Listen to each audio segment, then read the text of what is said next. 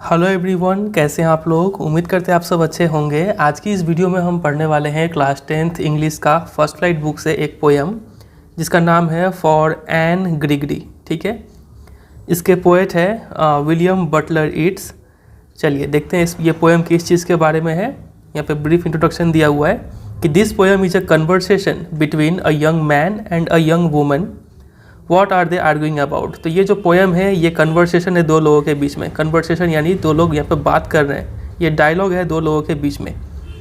एक है young man जिसका आइडेंटिटी पोएट ने रिवील नहीं किया कि ये यंग मैन है कौन, तो हम इसको एज्यूम कर लेंगे कि ये कौन है, ये हमारे पोएट ही है। हम यहाँ पे ये एज्यूम कर लेंगे कि यंग मैन कौन है, पोएट है। और एक यंग वुमेन है। यंग वुमेन कौन है, तो वो है एन ग्रिगरी। ठीक है, इस पोएम में तो ये दो लोग किस चीज़ को लेकर यहाँ पे बातचीत कर रहे हैं उस चीज़ को हम यहाँ पे डिटेल में स्टडी करेंगे। ठीक है, चलिए देखते हैं पोएम में को।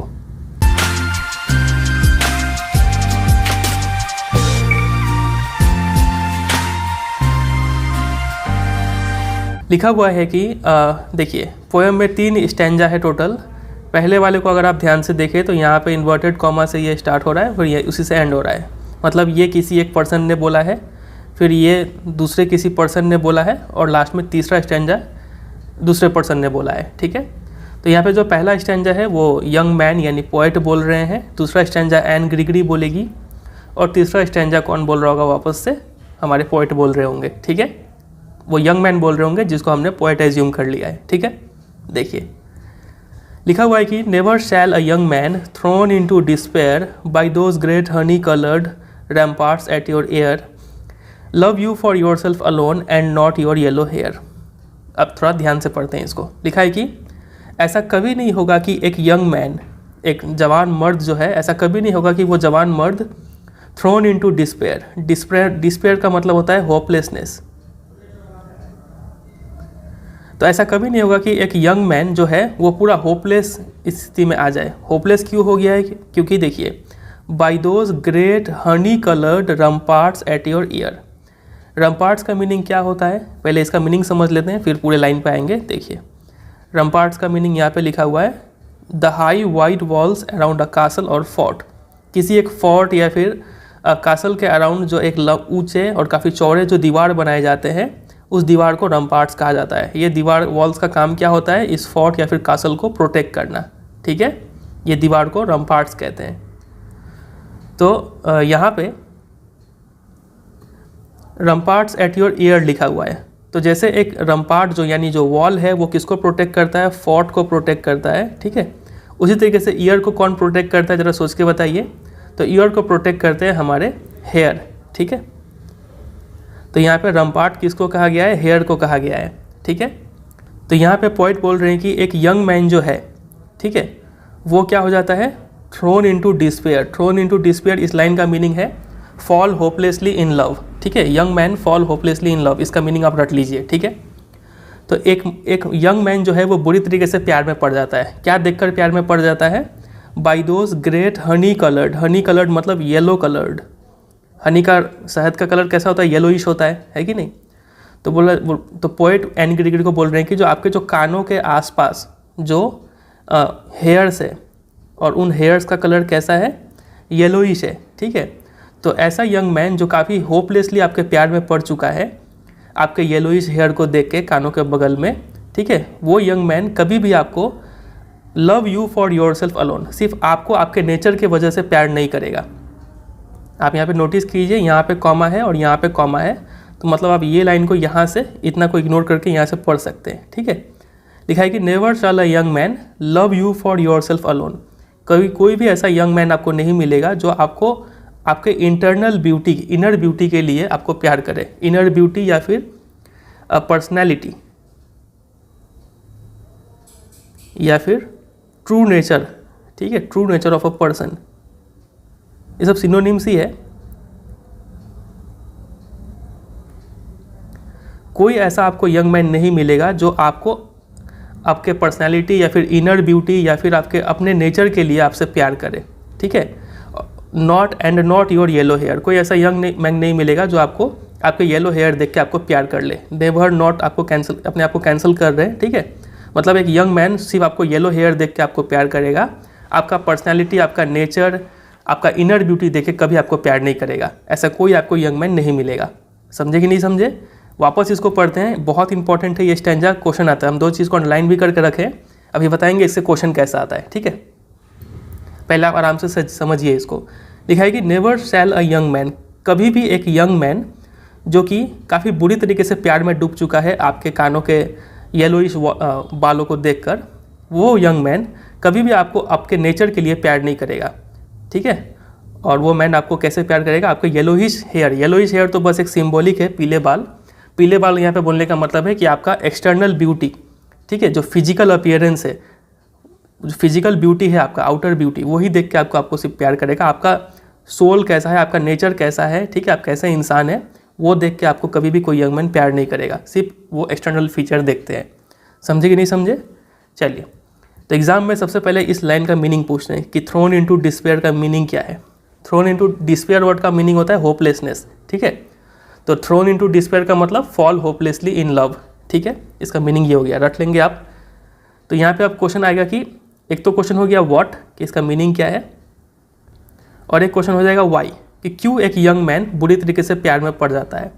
तो एक यंग मैन जो है वो किसी भी लड़की के जो बाल हैं, ठीक है, जो एक्सटर्नल फीचर्स है, एक्सटर्नल ब्यूटी, वो देख के काफ़ी बुरी तरीके से प्यार में पड़ जाते हैं, ठीक है।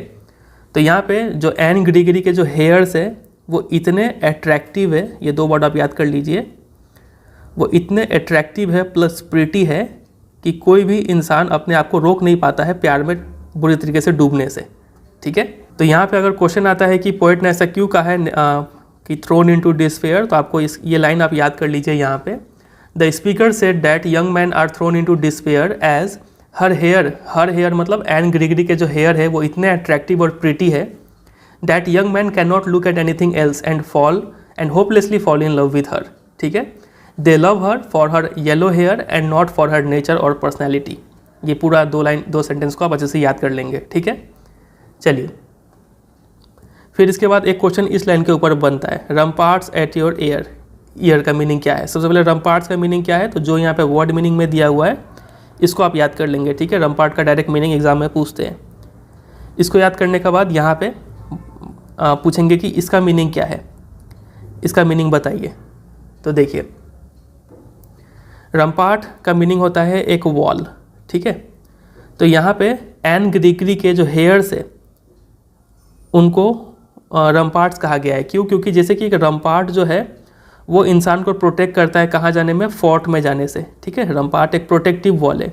उसी तरीके से जो एन ग्रीगरी के जो हेयर्स है, एक्सटर्नल ब्यूटी है, वो प्रोटेक्ट करता है कि यंग मैन जो है सिर्फ इसी पे देख के फिदा हो जाते हैं। वो यंग मैन अंदर देखते ही नहीं है किसी औरत के, ठीक है, कि वो अंदर से उसका नेचर कैसा है, उसका आत्मा कैसा है, ठीक है। तो इसीलिए यहाँ पे जो हेयर्स है उसको रम्पार्ट्स कहा गया है। जैसे कि एक रम्पार्ट यानी जो वॉल है वो फोर्ट को प्रोटेक्ट करता है, उसी तरीके से यहाँ पे एन ग्रीगरी के जो हेयर्स है वो यंग मैन को प्रोटेक्ट करते हैं, मतलब प्रिवेंट करते हैं कि ये लोग किसी भी लड़की के अंदर का नेचर नहीं देख पाते हैं, सिर्फ बाहर के फीचर ही देख के रह जाते हैं। समझे कि नहीं समझे ये लाइन? चलिए, तो यहाँ पे आप ये इस लाइन को लिख लीजिए अपने बुक में कि इट इज़ कॉल्ड सो, मतलब यहाँ पे रम्पार्ट्स कहा गया है क्योंकि जो एन ग्रीगरी के जो हेयर है वो एक्ट एज अ वॉल, ठीक है, as they prevent young man from looking beyond those yellow hair and into her soul, ठीक है। चलिए, तो इतना प्रिपेयर किया आप, एक पहला स्टैंजा खत्म हो गया। इस स्टैंजा का यही 2 लाइन काफ़ी इंपॉर्टेंट है, समझे। अब बाकी पोएम में ज़्यादा कुछ बचा नहीं है। देखिए, दूसरे स्टैंजा पे आते हैं। अब एन ग्रीगरी बोलती है पोएट को यानी यंग मैन को काउंटर करते हुए कि but I can get a hair dye and set such colour there brown और ब्लैक और carrot that young man in despair may love me for myself alone and not my yellow hair. तो देखिए, अब यहाँ पे N ग्रीगरी counter करते हुए बोलती है कि मैं अपने बालों को हेयर डाई करवा लूँगी, हेयर में कलर लगवा लूँगी, और जो मेरे बालों का येलो हेयर है उसको चेंज करवा के मैं उसको ब्राउन या फिर ब्लैक या फिर कैरेट कर लूँगी। ऐसा कलर कर लूँगी कि वो यंग मैन डिस्पेयर में, मतलब होपलेसली प्यार में पड़े, लेकिन इस बार रीज़न क्या हो, वो मेरे माई सेल्फ अलोन, मेरे अंदर का नेचर देख के प्यार में पड़े, वो मेरे एक्सटर्नल फीचर को ना देखे, क्योंकि मैंने एक्सटर्नल फीचर को चेंज कर लिया, एक्सटर्नल ब्यूटी को चेंज कर लिया, और ये बता दिया कि एक्सटर्नल फीचर को आप चेंज कर सकते हो, ये क्या है, टेम्पररी है, ये परमानेंट नहीं है, ठीक है। तो एन ग्रीगरी जो है वो अपने बालों का कलर चेंज करके वो बताना चाह रही है कि जो एक्सटर्नल फीचर है वो टेम्पररी है। इस बार कोई इंसान अगर मुझसे प्यार में बुरी तरीके से पढ़ना चाहता है तो उसका रीज़न क्या होगा, मेरा इनर ब्यूटी जो पर्सनालिटी है वो देखकर मेरे प्यार में पड़े, ना कि एक्सटर्नल ब्यूटी को देख के प्यार में पड़े, ठीक है। And not my yellow hair, ठीक है, मेरे येलो हेयर को देख के डिस्पेयर यानी होपलेसली प्यार में ना पड़े, जबकि मेरे अंदर के ब्यूटी को देख के वो प्यार में पड़े, ठीक है। तो ये काउंटर देती है एन ग्रिगरी, समझे कि नहीं समझे। तो यहाँ पे क्वेश्चन आ सकता है कि एन ग्रिगरी का ओरिजिनल हेयर कलर क्या था, तो वो था येलोइश, ठीक है, हनी कलर्ड, ठीक है, ये बात आप याद रखेंगे। और फिर पूछ सकते हैं कि वो अपने हेयर कलर को क्या में चेंज करवाना चाहती है, तो ब्राउन कलर या फिर ब्लैक कलर या फिर कैरेट यानी रेड कलर में वो चेंज करवाना चाहती है, ठीक है। और क्यों ऐसा चेंज करवाना चाहती है, तो इसका आंसर होगा कि to show that the outer beauty is changeable and is not permanent और रियल, ठीक है। और इसमें आप ये भी लाइन ऐड कर सकते हैं कि Anne wants young man to look into her soul and love her for her inner beauty, ठीक है। और ऐसा तभी होगा जब वो अपने एक्सटर्नल ब्यूटी को चेंज कर लेगी तब, ठीक है।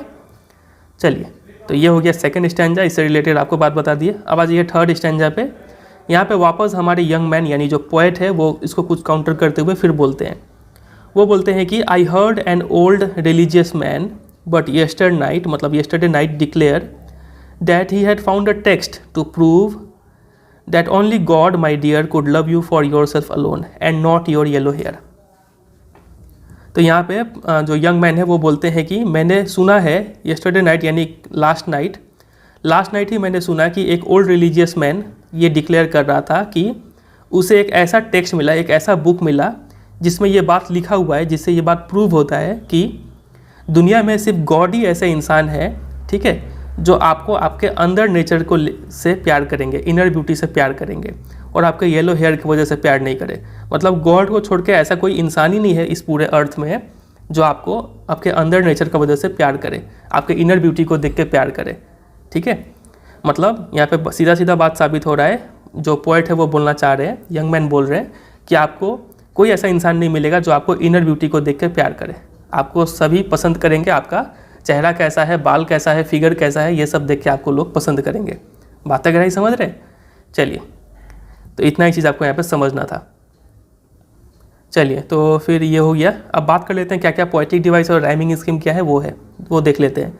सबसे पहले राइमिंग स्कीम पे बात करते हैं। इस स्टैंजा में देखते हैं, मैन है तो मैन के लिए हम ए देते हैं, डिस्पेयर ये अलग साउंड है तो इसको बी दे देते हैं, कलर्ड ये भी अलग साउंड आ गया तो इसको सी देते हैं, एयर तो डिस्पेयर ईयर राइम हो रहा है तो ये बी है तो इसको भी बी देना पड़ेगा। अलोन जैसा साउंड यहाँ पे आया था क्या, नहीं आया था, तो इसको चलिए डी दे देते हैं। फिर हेयर तो despair ear hair same sound है तो बी दे देते हैं। तो राइमिंग स्कीम क्या हो गया, A B C B D B, ठीक है, ए बी सी बी और डी बी। सब स्टैंजा में यही फॉलो हुआ है लगभग, ठीक है। चलिए बात करते हैं पोएटिक डिवाइस क्या है उस पर। तो सबसे पहला पोएटिक डिवाइस तो यहाँ पे फेमस जो पोएटिक डिवाइस है वो है मेटाफर।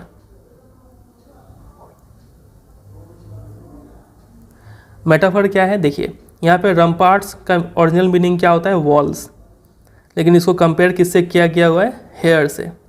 तो यहाँ पे एज और लाइक वर्ड का यूज़ नहीं हुआ है, तो यहाँ पे पोएटिक डिवाइस है इस लाइन में मेटाफर। समझे कि नहीं समझे ये बात। चलिए, इसके अलावा यहाँ पे योर येलो दो वाई साउंड रिपीट हो रहा है, ठीक है, कॉन्सोनेंट साउंड, तो यहाँ पे क्या हो जाएगा पोएटिक डिवाइस एलिटरेशन। इसके अलावा दूसरा पोएटिक डिवाइस है यहाँ पे इंजैबमेंट, जो कि एक लाइन से दूसरी लाइन में आते हैं और कोई पंचुएशन मार्क यहाँ पे नहीं दिया हुआ है, तो यहाँ पे पोएटिक डिवाइस इंजैबमेंट होता है, ठीक है। मेन आप ये याद रखिएगा, एलिटरेशन और मेटाफर, ठीक है, ये दो यहाँ पे मेन है सबसे, बाकी छोटे मोटे आपको बहुत मिल जाएंगे।